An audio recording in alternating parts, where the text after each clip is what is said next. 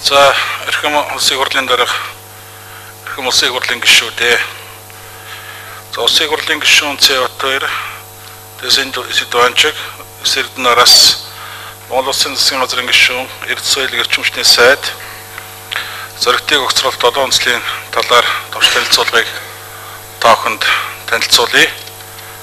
За нэгдүгээр улсын хурлын 2009 оны 7-аас 16 өдрийн 57 дугаар тогтоол болон холбогдох бусад тогтоолын биелэлтийг хангаагүй мөн улсын хурлын төсвийн байнгын ороноос ойдлогоо төслийн хөрөнгө оруулалтын хүрээнд төсвийн орлого үрдүүлэлтийн байдал дотор төлтийн явцдаа танилцах, санал боловсруулах үүргэхийн ажлын хэсэг ахлагчийн хувьд ажлын хэсэгт шаардлагатай зохих мэдээ материалыг удаадаар өргөхийг хүссэн боловч өнөөдөр хүртэл гаргаж өгөхгүй байгаа. За 2010 оны урдоосод байгуулагдсан ажлын хэсэг одоо хүртэл ямар нэгэн дүгнэлт гаргаж ажиллах боломжгүй улмаас хууль дээдлэх зарчим алдагдсан мөн Монголын төр хууль тогтоолын хэрэгжилт хяналт тавих эрхгүй болсон. Монгол улсад үйл ажиллагаа явуулж байгаа гадаадын хувийн компани эрх ашиг нь Монгол улсын хууль тогтоомжоос дээгүүр тавигдж байгаа нь Монгол улсын төр хувийн компани өмнө хүчгүүдэж байгаагийн нэг жишээ гэж үзэж байгаамаа.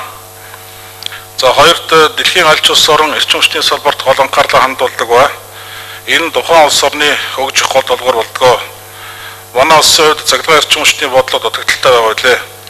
Монгол улсын засгийн газрын мөрөөдлөөр тусгагдсан эрчим хүчний салбартай холбоотой бүхий л асуудлууд тэр дундаа дулааны болон цагдаа эрчим хүчний шинэ их усрыг нийслэлд барьж байгуулах талаар одоо хүртэл ямар нэгэн шийдвэр гаргаагүйс болж Монгол улсын гомын хангасан амьдарч буй нийслэл Улаанбаатар хотод жишээ дуртахад 12206 айлх өнөөдрийг хүртэл цагдаа эрчим хүчээр хангаж чадахгүй байна. За шинээр өргөдөх 5 дугаар цахилгаан станц одоо хүртэл баригдах хэсэг нь шийдэгдэж чадахгүй байгаагаас шалтгаалan нийслэл хотыг барилгажуулах, баг дунд орлоготой иргэдийг орон сууцжуулах, ард иргэдийг эрүүл аюулгүй орчинд ажиллаж амьдрах нөхцөлийг бүрдүүлэх томоохон бүтээн байгуулалт ажиллуудаж өнөөдөр ойшлогдож ирлээ. Гуравт нь засгийн газрын 2008 оны 89 дугаар тогтоол зааснаар Далайхын урхад хуваарь нус олгогдож байгаа иргэдийг бүрдэх ажлыг зохион байгуулаагүй, ашиглалтын тусгаал зөвшөөрлөхийн аж ахуйн нэгжтэй гэрээгээр ажилуулах аюулгүй ажиллагааны дөрвөн хэсэг болох ажлууд хийгдээгүй байгаагаас шалтгаалan 2008-аас 2010 онд нийтдээ 43 урхайчин харамсалтайгаар амьсгалаас алдсан байна.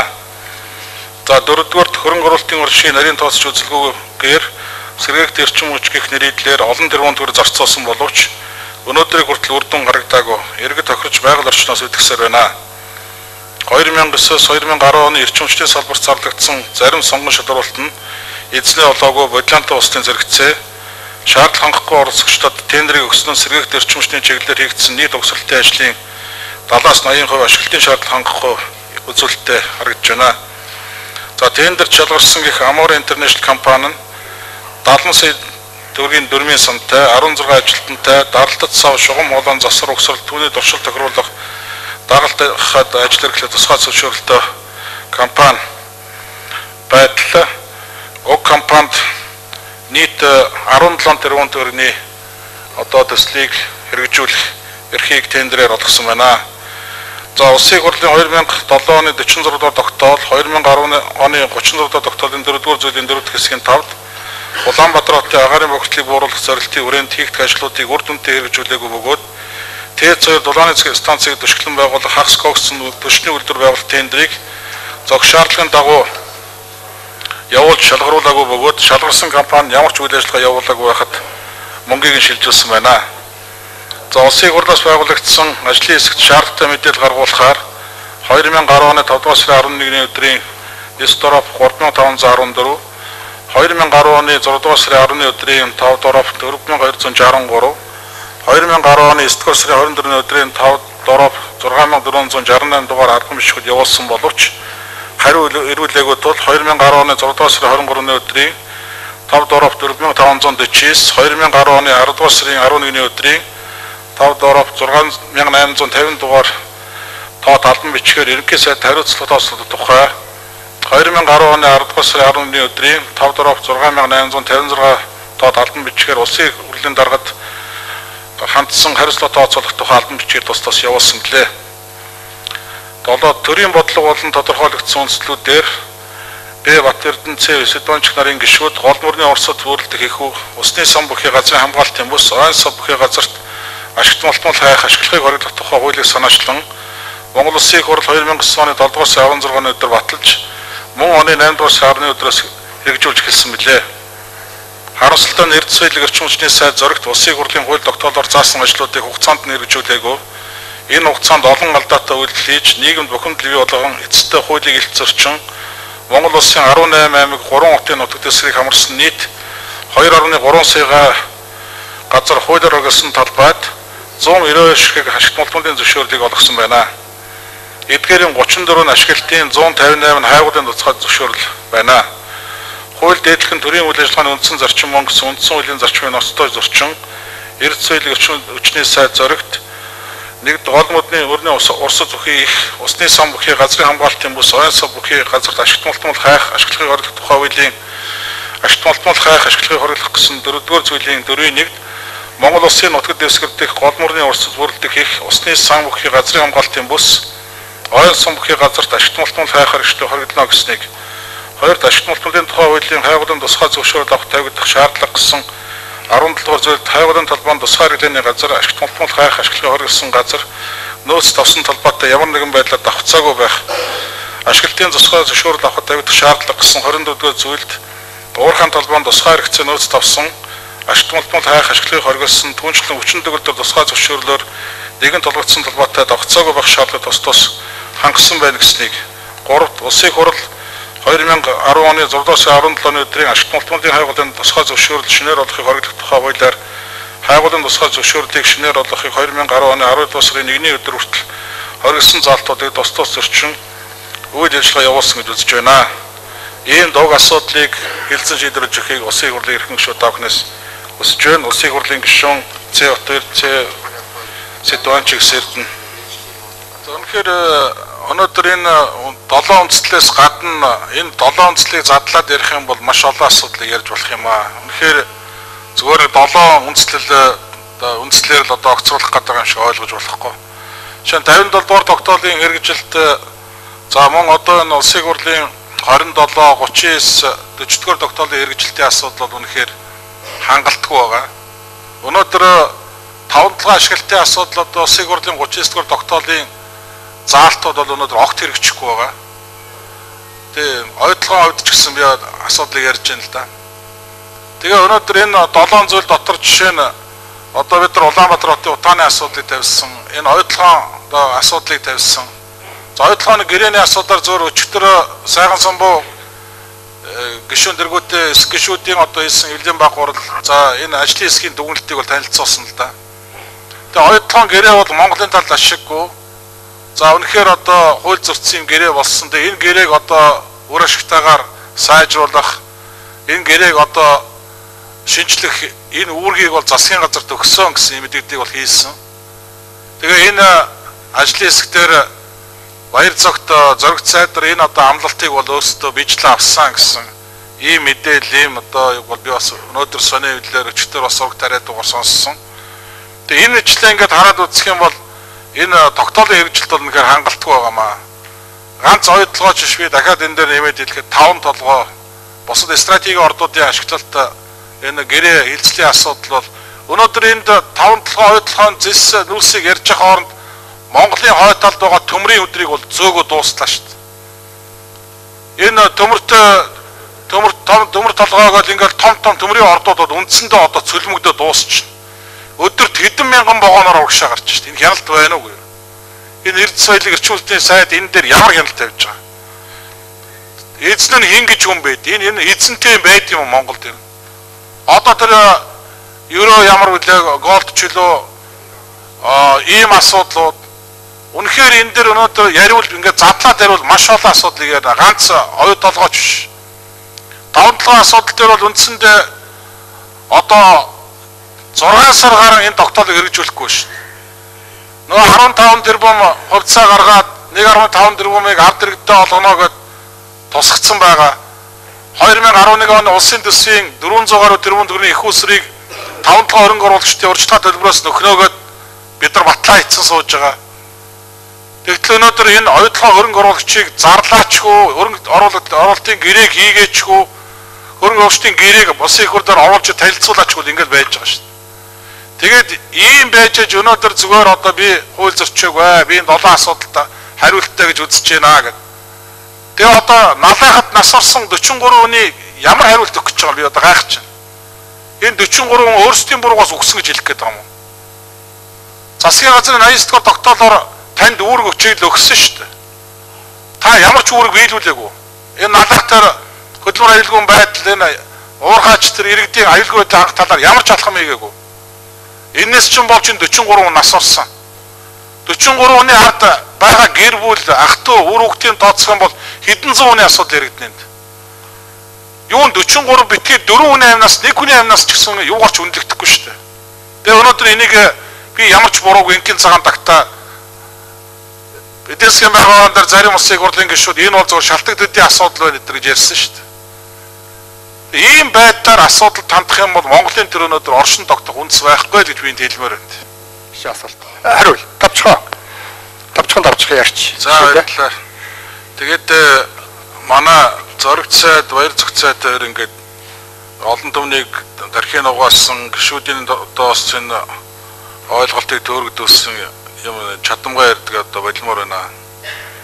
Оюутан гэрээг үндсэндээ Монголын талд ашиггүй алдагдaltaй гэрээ болсон гэдгийг удаадараа гадны дотны мэргэжилтнүүд, эрдэмт докторууд, иргэд олон нийтийн байгууллагууд бүгд л дүгнэж байгаа шүү дээ. Бид нар ч энэ асуудлаар одоо асуудлууд тавьсан, үндслүүдээ гаргаж хэлсэн. Тэгээ өнөөдөр оюутлын гэрээ яг хүнд ашигтай болчиход байгаа өнөөдөр. Тэгээ одоо 34 энгийн хугацааны 34% гэж нэг үзэл одоо тусгай одоо тэр зөвшөөрлөө одоо 34% гэдэг юм янз бүрийн байдлаар энэ нэрлэлтэй нэгдэл болмоор. Хоёрдугаар нь оюутлын одоо тэр ордын ашиглалттай холбоотой ханганы нийлүүлэлтийн асуудал, ажил хүчний асуудал эдгээрээ дандаа зөрүүтэй тоо хэлдэг. Тэгээд одоо Монголын талын одоо Монгол ажилчдын одоо тоо бол хангалттай байгаа мэтээр зориг гишүүн дандаа бодлоо ярьдаг. Үндсэндээ бол оюутлогч одоо хятад ажилчдаар дүүрчээд байгаа шүү дээ. Тэгээ оюутлогоор өнөөдөр бүтээн байгуулалтын асуудал зөв үйлдвэрийн асуудлаас бус бүтээн байгуулалтын асуудал үндсэндээ байхгүй. Усны нөөцийн асуудал зөв тогтоогдоогүй. Яриад байвал олон асуудал байж.